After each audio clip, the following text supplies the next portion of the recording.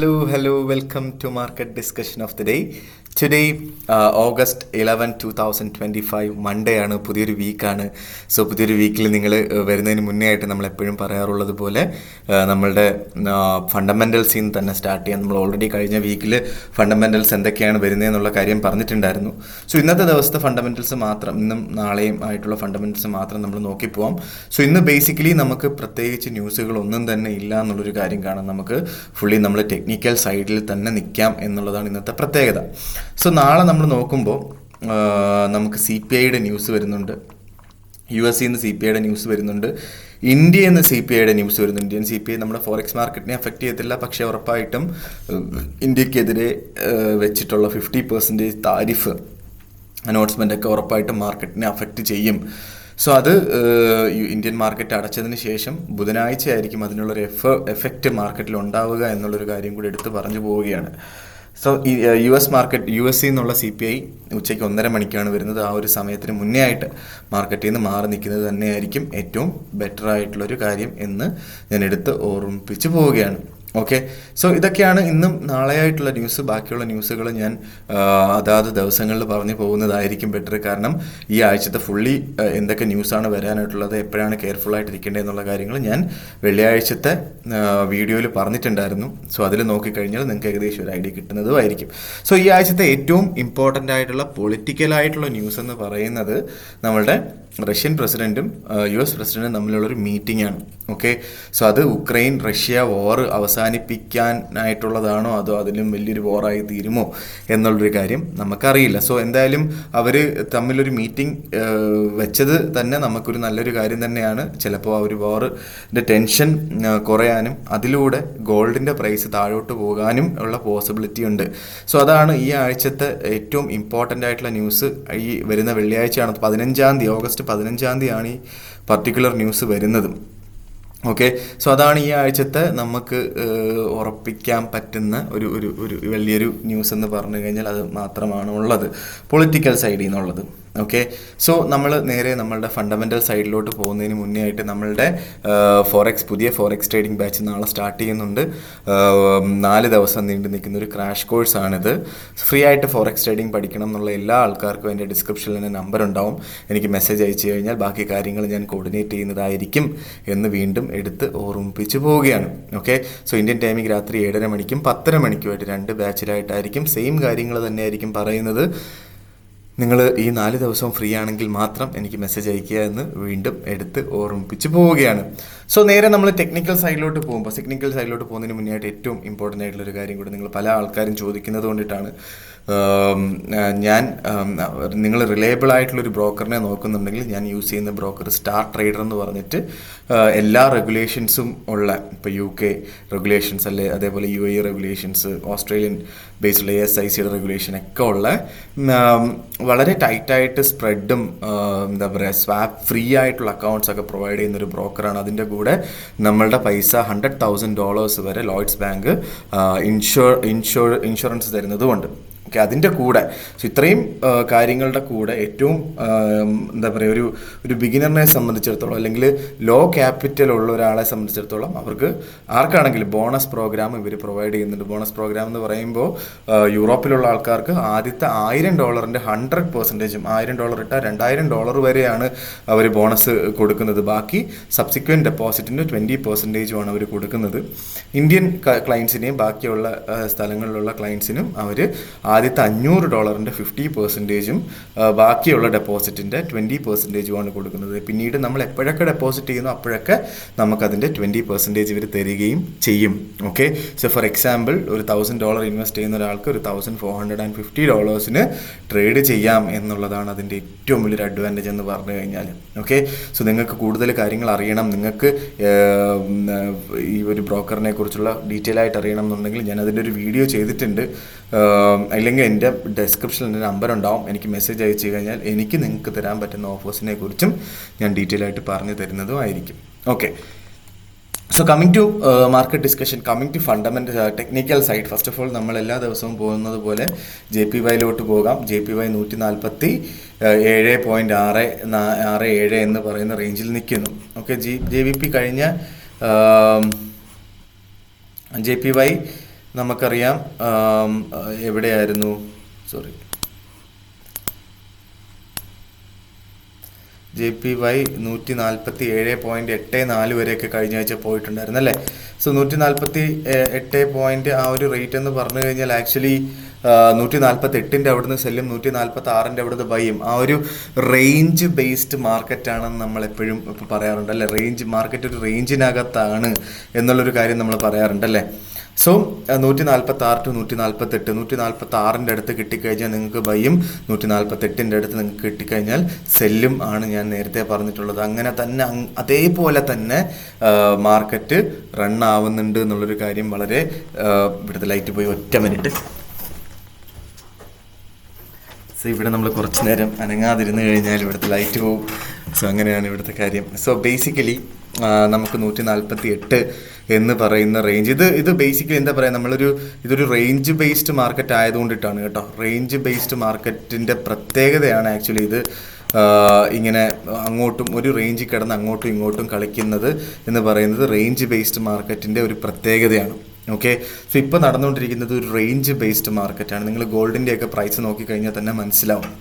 ഇപ്പോൾ 146 അവിടുന്ന് ബൈ, 148 അവിടുന്ന് സെല്ല്, 140. ഞാൻ ഇതിൻ്റെയൊക്കെ സ്റ്റോപ്പ് ലോസുകളും ഞാൻ പറഞ്ഞിട്ടുണ്ട്. റേഞ്ച് വിട്ട് പോയിട്ടില്ല. 148.60 മുകളിൽ സ്റ്റോപ്പ് ലോസ് വെക്കണം. 148 സെല്ല് എടുക്കുന്ന ആൾക്കാർ 145.40 താഴെ സ്റ്റോപ്പ് ലോസ് വെക്കണം. 146 ബൈ എടുക്കുന്ന ആൾക്കാർ.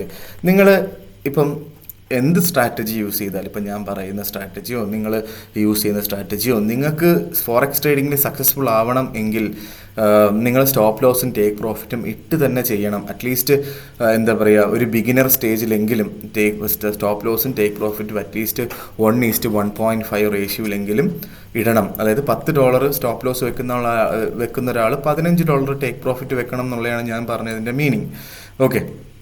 സോ നേരെ നമ്മൾ യൂറോയിലോട്ട് വരുമ്പോൾ യൂറോ 1.16435 എന്ന് പറയുന്ന റേഞ്ചിൽ നിൽക്കുന്നു. ഞാൻ നേരത്തെ പറഞ്ഞിട്ടുണ്ട് 1.1500 അവിടുന്ന് ബൈ ചെയ്തിട്ടുള്ള പല ആൾക്കാരുണ്ട്. അവരൊക്കെ പ്രോഫിറ്റ് എൻജോയ് ചെയ്യാണ്. 1.14 അവിടുന്ന് ബൈ ചെയ്തിട്ടുള്ള ആൾക്കാരുണ്ട്.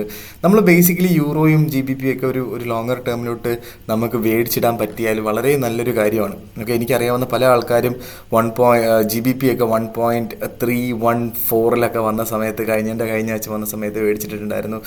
ഭയങ്കര പ്രോഫിറ്റിലാണ് എല്ലാവരും. ഓക്കെ. അത് വളരെ നല്ലൊരു കാര്യമാണത്.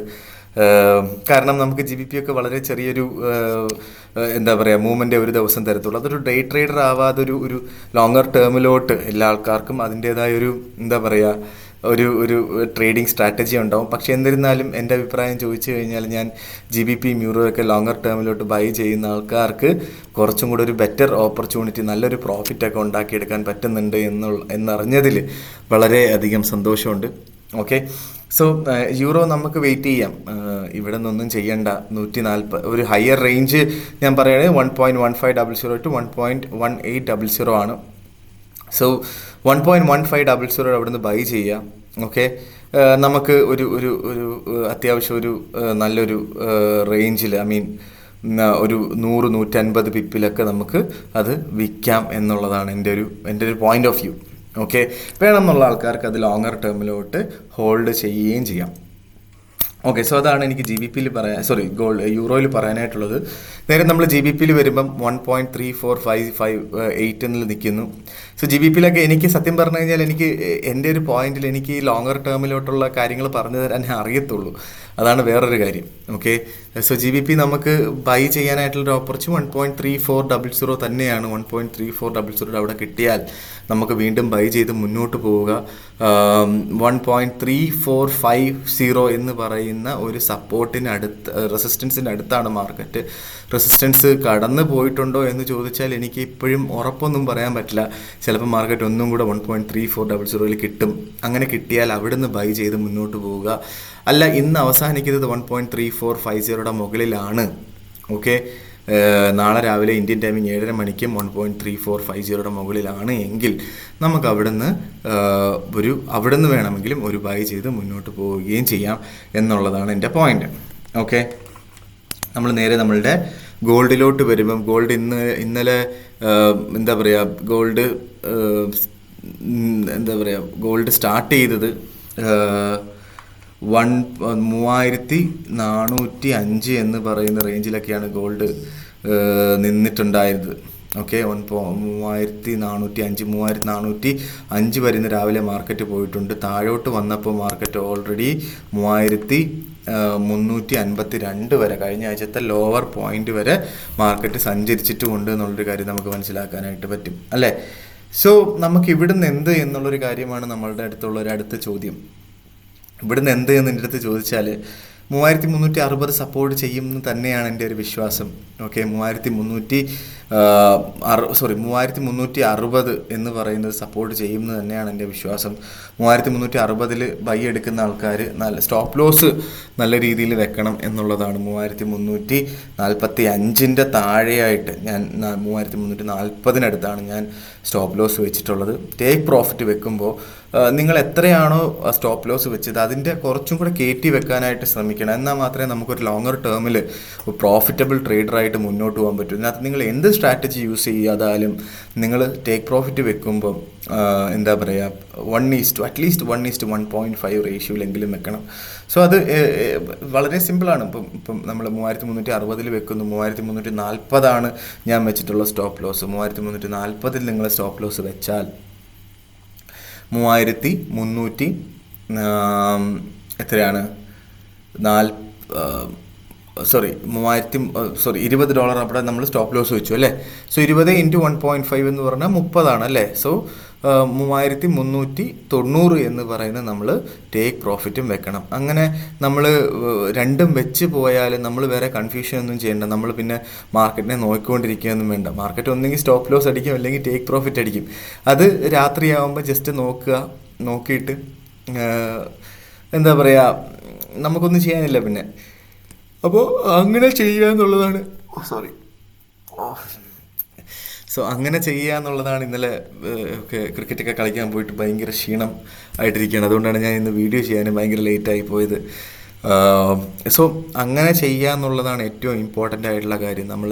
നമ്മുടെ സ്ട്രാറ്റജി എന്ത് യൂസ് ചെയ്താലും നമ്മൾ സ്റ്റോപ്പ് ലോസും ടേക്ക് പ്രോഫിറ്റും എന്താ പറയുക അതിൻ്റെ ഇരട്ടി റേഷ്യോയിൽ ചെയ്യുക എന്നുള്ളതാണ് എൻ്റെ പോയിൻ്റ്.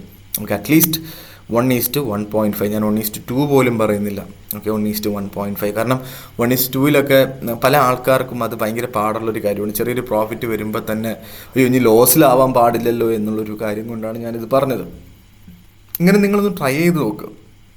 ഓക്കെ, ഉറപ്പായിട്ടും വർക്കൗട്ടാവും. Over a point of time നിങ്ങളൊരു പ്രോഫിറ്റബിൾ ട്രേഡർ എന്നാണ് എങ്കിൽ നമ്മളെല്ലാവരും ഒരു എന്താ പറയുക, ഞാൻ ഉൾപ്പെടെയുള്ള ആൾക്കാർ ഇപ്പം നമുക്ക് ഓക്കെ ചെറിയൊരു പ്രോഫിറ്റ് കിട്ടുമ്പോഴത്തേക്കും അതിനകത്തുനിന്ന് എടുത്ത് മാറണം എന്നുള്ളൊരു തോട്ട് പ്രോസസ്സ് വെച്ചുകൊണ്ടിരിക്കാതെ നമുക്കൊരു എത്രയാണോ സ്റ്റോപ്പ് ലോസ് ഇടുന്നത് അതിൻ്റെ ഇരട്ടി ടേക്ക് പ്രോഫിറ്റ്.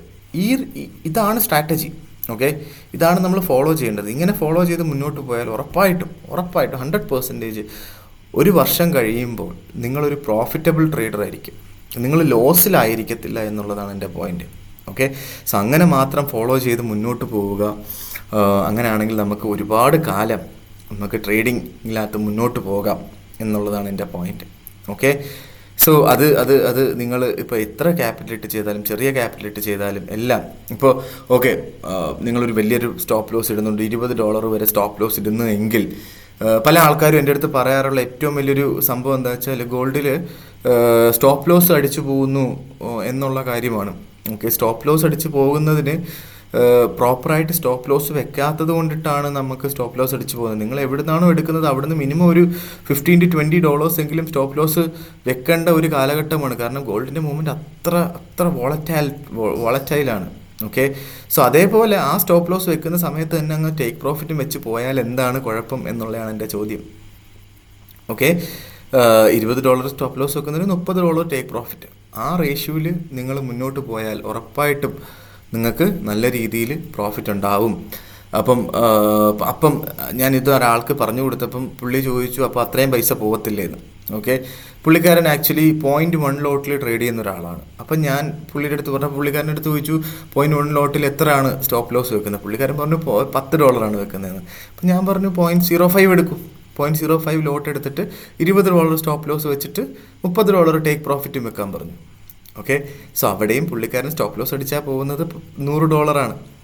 0.05 $20 പോയാൽ പുള്ളിക്കാരൻ $100 പോകത്തുള്ളൂ, മറ്റേതിലും $100 പോകത്തുള്ളൂ. അതൊരു മാത്തമാറ്റിക്സ് കാൽക്കുലേഷനാണ്. ആ കാൽക്കുലേഷൻ വെച്ചിട്ട് മുന്നോട്ട് പോകൂ എന്നുള്ളതാണ് എൻ്റെ പോയിന്റ് എന്ന് പറഞ്ഞു കഴിഞ്ഞാൽ. ഓക്കെ, സോ ഇതൊക്കെയാണ് എനിക്ക് ഇന്നത്തെ ദിവസത്തെ മാർക്കറ്റ് ഡിസ്കഷനിൽ പറഞ്ഞു പോകാനായിട്ടുള്ളത്. ഞാൻ ചെയ്തിട്ടുള്ളൊരു ഫ്രീ ആയിട്ടുള്ള കോഴ്സ് യൂട്യൂബിൽ ഉടനെ വരുന്നുണ്ട്, അതിൻ്റെ എഡിറ്റിംഗ് നടന്നുകൊണ്ടിരിക്കുകയാണ്. സോ ഉറപ്പായിട്ട് ഒരുമിച്ച് മുന്നോട്ട് പോകാം എന്ന് പറഞ്ഞുകൊണ്ട് കൂടുതൽ ആൾക്കാരിലോട്ട് ഈ ഒരു വീഡിയോ എത്തിക്കുക എന്ന് പറഞ്ഞുകൊണ്ട് ഞാൻ ഇന്നത്തെ മാർക്കറ്റ് ഡിസ്കഷൻ ഞാനിവിടെ കൺക്ലൂഡ് ചെയ്യാണ്. മാർക്കറ്റ് ഡിസ്കഷനായിട്ട് നമ്മൾ നാളെ കാണുന്നത് വരെ ഗുഡ് ബൈ.